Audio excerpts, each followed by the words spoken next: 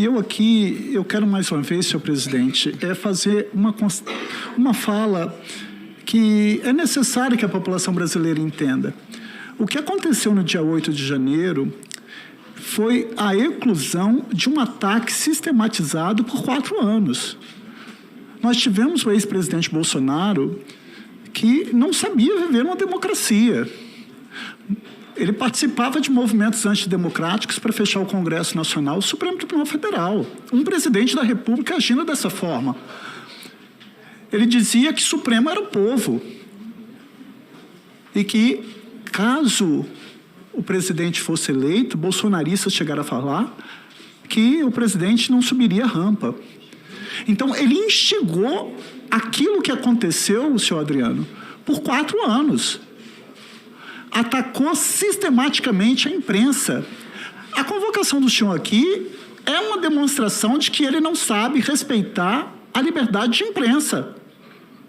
Porque eu tenho aqui dados da ABRAGE, que é a Associação Brasileira de Jornalistas Investigativos, que o ex-presidente Bolsonaro e seus filhos fizeram mais de 801 ataques à imprensa. Isso tem que ser dito dioturnamente, a sabedoria está na repetição.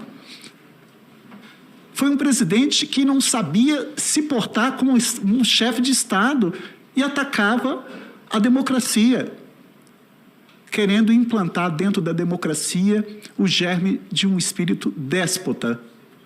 Porque quando ele atacava a Ordem dos Advogados do Brasil, quando ele atacava o Supremo, a Câmara dos Deputados, o Senado Federal, quando ele reduzia a participação da sociedade civil, quando ele atacava os meios de comunicação sociais, quando ele atacava a imprensa, ele estava querendo enfraquecer aquilo que é mais sagrado dentro do Estado Democrático de Direito, que é a democracia.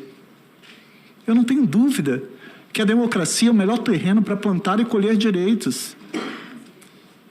Por que os bolsonaristas não estão aqui? Porque o retrato do bolsonarismo é muito claro. Eles dizem que são a favor da vida, mas aprovam massacre. Eles são contra a fraude na eleição, mas contratam hacker. É contra a corrupção, mas apoia sigilo. Basta vocês verem. Cadê a manifestação dos bolsonaristas aqui sobre tudo o que tem acontecido com o escândalo das joias? Foge a razoabilidade. É a favor da liberdade de expressão, mas apoia a censura e ditadura militar. Esse o comportamento do bolsonarismo. É um bolsonarismo que difunde o ódio. É um bolsonarismo que não valoriza a ciência. É um bolsonarismo que ainda discute se a Terra é plana. É um bolsonarismo que ainda põe em dúvida a credibilidade de vacina. É isso que acontece. Então, o que aconteceu aqui no dia 8, querer atribuir isso ao presidente Lula ou ao PT, eu queria que eles explicassem isso. Qual é essa lógica? Porque a lógica foi que esse comportamento de muitos bolsonaristas, inclusive do ex-presidente da República, eles ficaram 4 anos atacando a democracia, instigando, induzindo, auxiliando. E a regra é clara. O artigo 29 do Código Penal diz: quem de qualquer forma concorre para o crime incide nas mesmas penas a este combinado na medida de sua culpabilidade. Seja autor, que é aquele que pratica o verbo do tipo a ação nuclear, que põe a mão na massa. Coautor, mais de uma pessoa praticando o verbo do tipo. Seja aquele que figura como partícipe, seja um partícipe moral na forma de induzimento, que é plantar a ideia, ou de instigação, que é reforçar a ideia, ou seja o partícipe material, que é o auxílio, financiamento para que aquela população toda veio aqui atacar o Estado Democrático de Direito. Foi isso que aconteceu. Nós vimos aí aquelas pessoas sendo escoltadas até chegarem à esplanada, atacando ministros do Supremo. Nós temos que entender que os poderes são independentes e harmônicos entre si.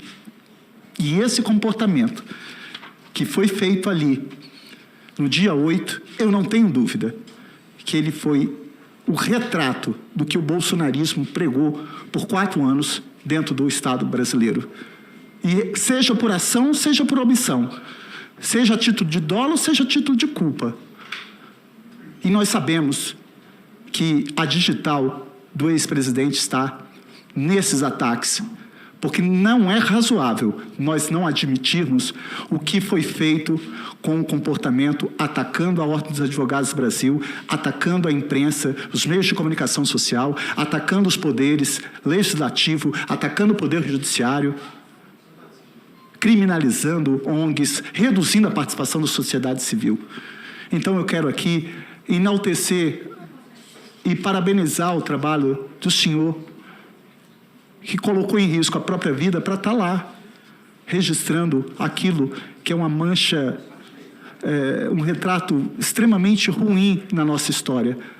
Mas nós temos que lembrar para jamais repetir, porque eu tenho certeza que essa CPMI vai dar uma resposta contundente, para atribuir responsabilidade para todas aquelas pessoas, não só quem saiu na foto, mas quem de qualquer forma tenha concorrido para esses crimes, seja por ação, seja por omissão, seja a título de dolo direto ou eventual, mas que serão responsabilizados, porque a premissa é expressa no artigo 29. Quem de qualquer forma concorre para o crime incide nas mesmas penas a este combinada na medida de sua culpabilidade. Quero mais uma vez parabenizar o senhor pelo trabalho e parabenizar essa comissão que está aqui mostrando ao país o que realmente aconteceu no dia 8 e que essas pessoas sejam responsabilizadas com a maior brevidade de tempo possível. Muito obrigado, senhor presidente. E quero dizer o seguinte, não se justificou a presença dele na CPMI. Foi uma tentativa de trazê-lo aqui para constrangê-lo e constranger a imprensa brasileira, né? Porque ele cumpriu o papel dele como jornalista, como repórter fotográfico, e penso que foram feitas questões a ele que ele não tem como responder. Como é que ele vai avaliar os agentes de segurança? Como ele vai avaliar o que faltou? Isso não é o papel dele, né? Inclusive, eu quero homenagear a imprensa brasileira no registro dos fatos. Foi o que ajudou, inclusive, a sociedade a entender o que estava acontecendo aqui e ter uma opinião contrária ao que aconteceu aqui majoritariamente. E é importante dizer que todos os discursos que eu fiz aqui hoje não se remeteram à questão central, que foi o que aconteceu durante toda essa semana.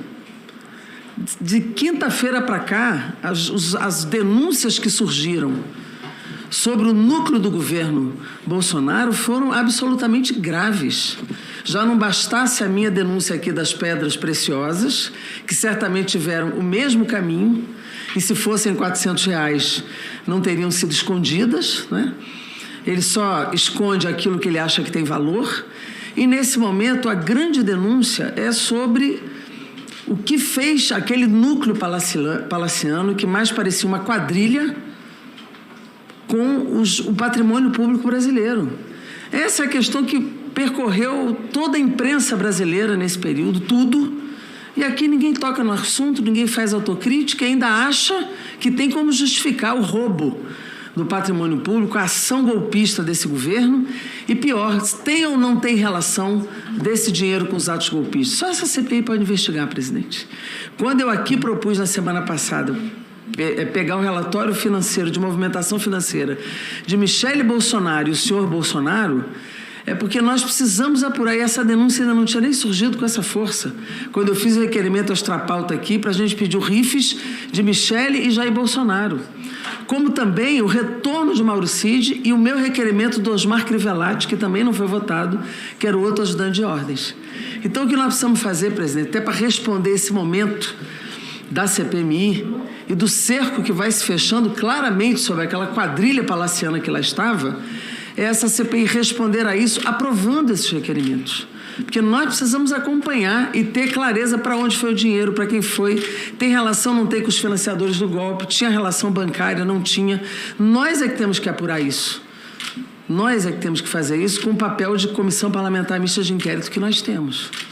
A imprensa está ajudando nisso, a Polícia Federal está fazendo o seu papel, o Supremo Tribunal Federal está fazendo o seu papel e nós temos que fazer o nosso.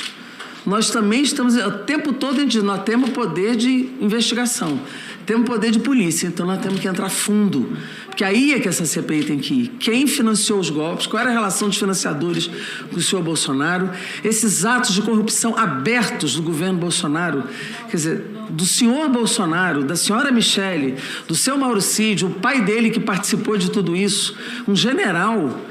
Não sei como é que as Forças Armadas conseguem conviver com tamanha denúncia de pessoas com patentes no ombro participando desse esquema, né? Então, eu penso que o nosso papel agora, presidente, e a solicitação que eu faço é que na próxima semana, já que quinta tem outro depoimento, a gente consiga fazer uma reunião deliberativa sobre esses requerimentos todos, porque se a CPI assim não o fizer, ela não estará cumprindo o seu papel inteiramente em relação a essas investigações. Então, o apelo que eu deixo aqui é que a gente, depois do depoimento de quinta-feira, que pode ser um depoimento importante para as nossas investigações, a gente consiga aprovar os requerimentos de movimentação financeira e sigilo bancário de Michele Bolsonaro e outros que a gente aqui avalie. E, no mais, expressar o meu respeito à imprensa brasileira, o trabalho que a imprensa faz e que não fazia nenhum sentido trazer o senhor Adriano Machado da CPMI. Obrigada, presidente.